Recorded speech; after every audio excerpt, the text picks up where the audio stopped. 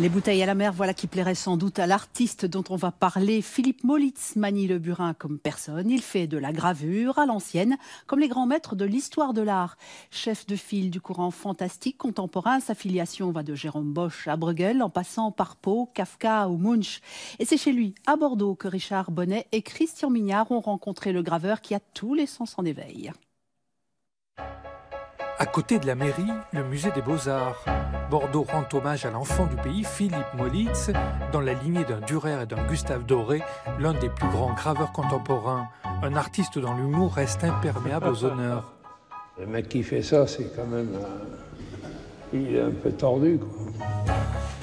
L'univers fantastique de Philippe Molitz s'exprime comme les anciens à travers la taille douce sur cuivre, une technique qui lui sert à explorer de multiples registres, dont celui, très foisonnant, des plaisirs du corps. Ce sont les cinq sens. La vue, c'est un mec qui regarde un nu dans une ruine, et puis voilà. Et là, c'est un type qui bande parce qu'il y a une autre femme qui doit avoir une certaine odeur à côté. C'est ça l'odorat. Ici, il y a une main mécanique qui touche, une nana qui se touche. Bon.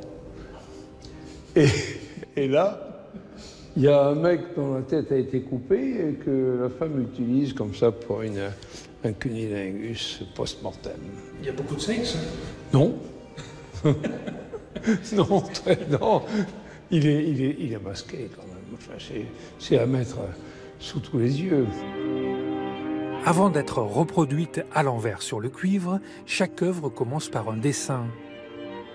J'ai des rêves extraordinaires. Alors des fois comme ça, j'essaie de récupérer sur le papier.